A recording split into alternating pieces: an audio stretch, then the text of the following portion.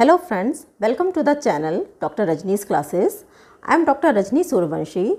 I am a homeopathic physician having 20 years of clinical experience and 10 years of teaching experience in the Department of Physiology and Biochemistry.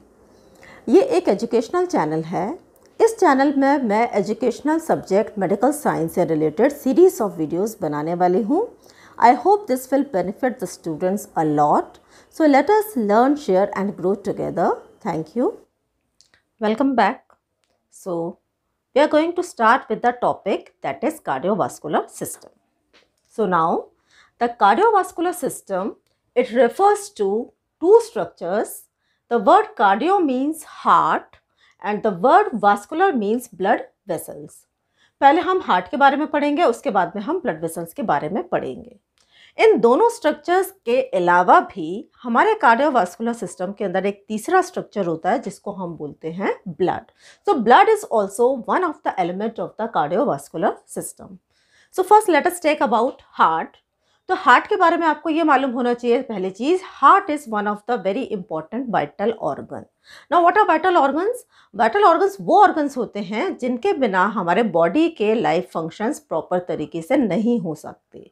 In other words, they are very essential in order to perform our important functions of the body, है ना। अगर ये organs हमारे body में नहीं होंगे तो हमारी बॉडी सर्वाइव नहीं कर सकती। फॉर एग्जाम्पल, लंग्स एक वाइटल ऑर्गन है, brain is another vital important organ and heart. अगर ये तीन ऑर्गन्स हैं, ये तीन ऑर्गन्स हमारे बॉडी में नहीं होंगे तो हमारे बॉडी के फंक्शंस प्रॉपर तरीके से नहीं हो पाएंगे, है ना। इसी तरीके से जो नॉन वाइटल ऑर्गन्स होते हैं वो अगर हमारे बॉडी के अंदर ना भी होंगे तो भी हमारे बॉडी के जो फंक्शंस हैं वो हो सकते हैं। उनका होना या ना होना बहुत ज़्यादा फर्क नहीं पड़ता। जैसे कि आपका स्प्लीन हो गया, है ना, अपेंडिक्स हो गया, आपका कोलोन हो गया, तो ये सारे स्ट्रक्चर्स हमारी नॉन वाइटल ऑर्गन्स की कैटेगरी में आते हैं। Okay, then we come to the second point, that is thoracic structure. अब यहाँ पर आपको हार्ट के बारे में एक चीज़ और मालूम होनी चाहिए, that heart is one of the important thoracic structure. Here I am making a rough diagram.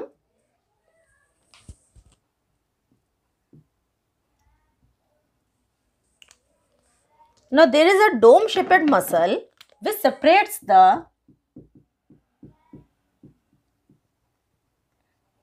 thorax from abdomen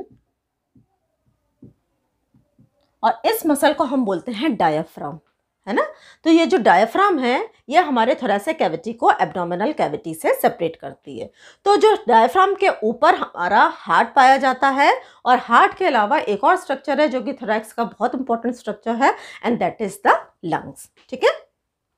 तीसरी चीज हमको जो पता होनी चाहिए हार्ट के बारे में, that it is a very strong muscle pump. ये बहुत मोटी मसल होती है जिसका काम है to contract to its maximum capacity in order to provide the blood to further structures of the body, है ना। अगर ये जो मसल पंप है हमारी स्ट्रांग नहीं होगी तो हमारा हार्ट प्रॉपर तरीके से कॉन्ट्रैक्ट नहीं करेगा, तो हमारे जो बाकी के बॉडी के डिफरेंट जो सिस्टम्स है वहाँ पर प्रॉपर तरीके से ब्लड सप्लाई नहीं हो पाएगा, है ना। तो यहाँ पे आप एक बात और याद रख सकते हैं कि हमारे बॉडी के अंदर एट्रियल पंप होता है और दूसरा होता है वेंट्रिकुलर पंप। यानी कि जो एट्रियम और वेंट्रिकल्स हैं ये दोनों आपस में सेपरेट पंप होते हैं, लेकिन ये कोऑर्डिनेशन में काम करते हैं और इस तरीके से हमारे हार्ट के फंक्शन को प्रॉपर तरीके से कॉन्ट्रैक्ट करने में हेल्प करते हैं। ठीक है। फिर जो दूसरा स्ट्रक्चर है that is the blood. Blood is also one of the element of the cardiovascular system, क्योंकि हार्ट एक्चुअली में पंप क्या कर रहा है, it is pumping the blood. किसको पंप कर रहा है? To different blood vessels of the body, है ना। तो ब्लड के अंदर अब आपको पता ही है, blood it is a connective tissue और ब्लड को हम दो पार्ट्स में डिवाइड कर सकते हैं, the liquid portion that is known as the plasma and the जो सॉलिड पोर्शन होता है उसको हम सेल्स बोलते हैं या फिर फॉर्म्ड एलिमेंट्स बोलते हैं।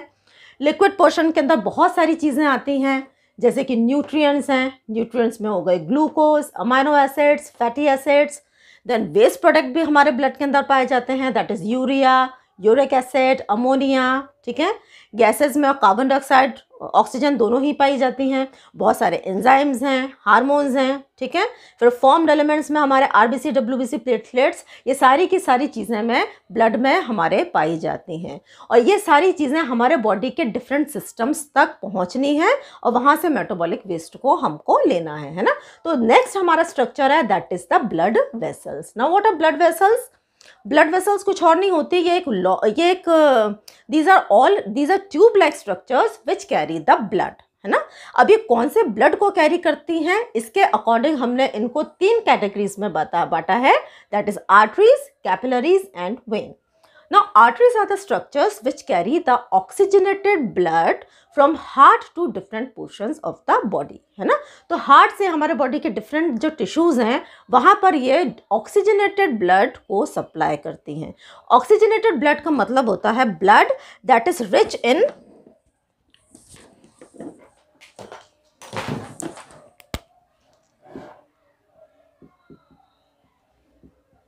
ऑक्सीजनेटेड ब्लड, है ना। तो जो ब्लड ऑक्सीजन में रिच होता है उसको हम ऑक्सीजनेटेड ब्लड कहते हैं, जिसके अंदर ऑक्सीजन का कंटेंट ज़्यादा होता है, कार्बन डाइऑक्साइड का कंटेंट कम होता है। Now capillaries, these are the structures which are the junction of arteries and veins. जब आर्टरीज स्मॉल आर्टरीज में डिवाइड होती हैं तो ये आगे जाकर आर्टीरोल्स बनाते हैं। आर्टीरोल्स एक कैपिलरी प्लेक्सस बनाता है और ये जो कैपिलरीज हैं ये हमारे टिश्यूज़ को सराउंड करती हैं। जब भी ऑक्सीजनेटेड ब्लड हमारी कैपिलरीज में, एक मैं यहाँ पे आपको रफ डायग्राम से एक्सप्लेन करती हूँ इसको। For example, this is a artery. This artery is dividing into numerous small branches. ये हमारा टिश्यू है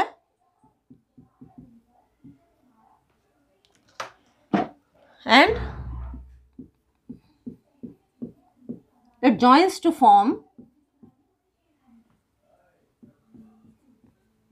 venules. This is a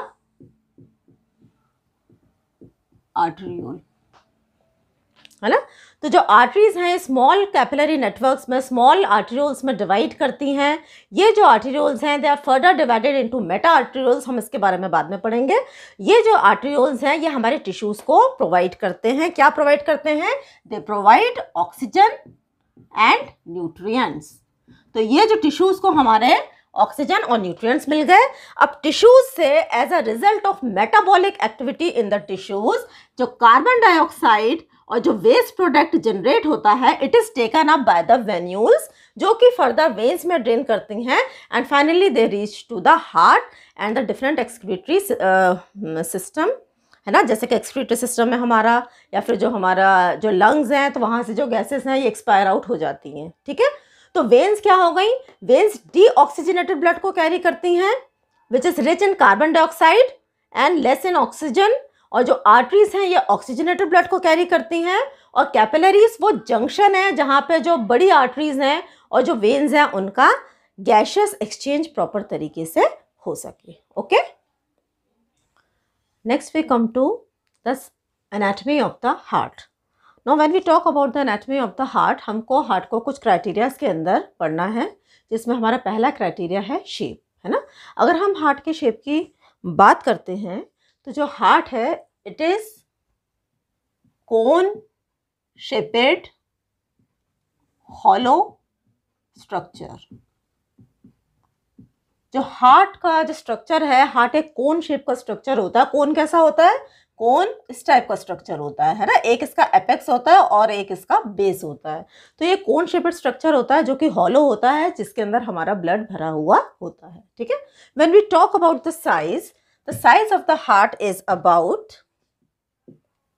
5 inch into 3.5 inch into 2.5 inch, और हम ये भी बोल सकते हैं 12 centimeter into 6 centimeter into 3 centimeter, है ना।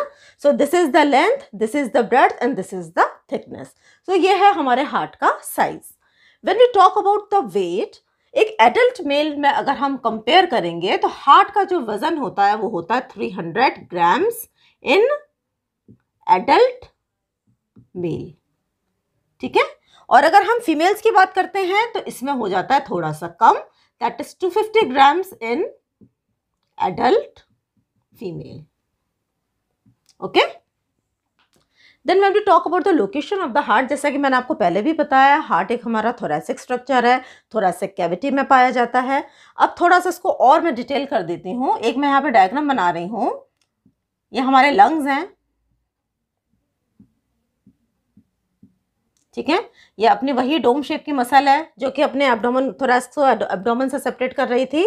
तो हार्ट की जो पोजीशन होता है, ये लंग्स का जो हमारा लेफ्ट लंग का जो इंफीरियर बॉर्डर होता है, यहाँ पे एक हल्की सी नॉच पाई जाती है जिसको हम बोलते हैं cardiac notch.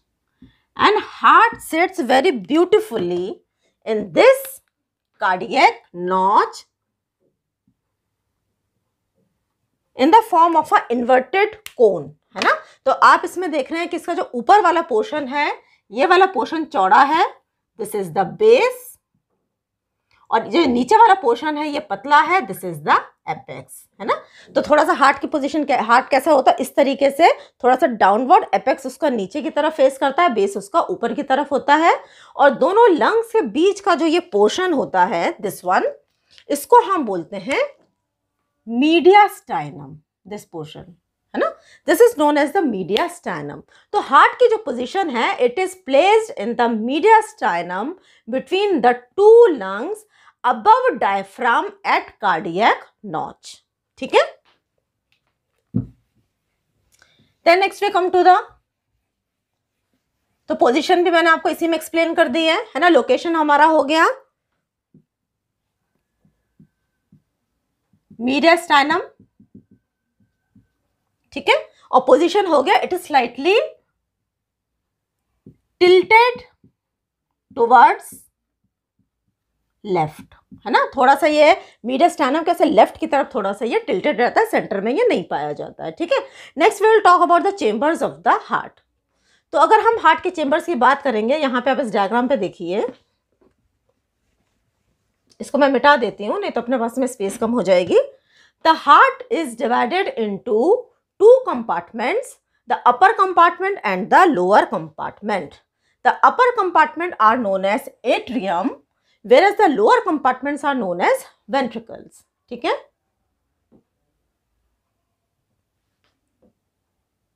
Okay, so upper one is right atrium, left atrium, then right ventricle and left ventricle, ठीक है। Now there is a wall which separates the right atrium and left atrium, और इसको हम बोलते हैं, यहाँ पे डायग्राम में उतनी अपन ने क्लियर नहीं दिख रही है, ठीक है। ये जो वॉल होती है इसमें पीछे छिपी हुई है, इसको हम बोलते हैं inter atrial septum. The wall which is separating the two atria, they are known as interatrial septum, and the wall which is separating the two ventricles, it is known as interventricular septum, ठीक है।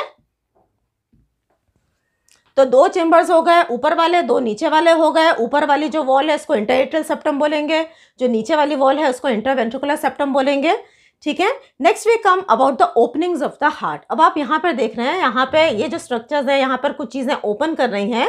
तो right atrium में जो दो structures open करते हैं, that is known as, these are the major blood vessels of our body, that is superior venae cava and inferior venae cava, ठीक है।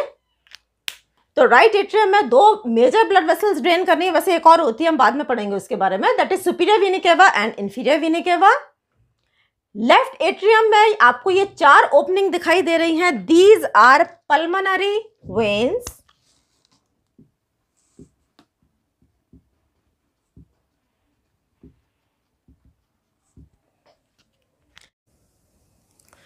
from the right ventricle arises the pulmonary trunk and This pulmonary trunk is nothing but it further divides into right and left pulmonary artery. Then from the left ventricle arises a major blood vessel which is called aorta. And this is the vessel which supplies the whole systems of the body. So that was all for today. Thanks for watching.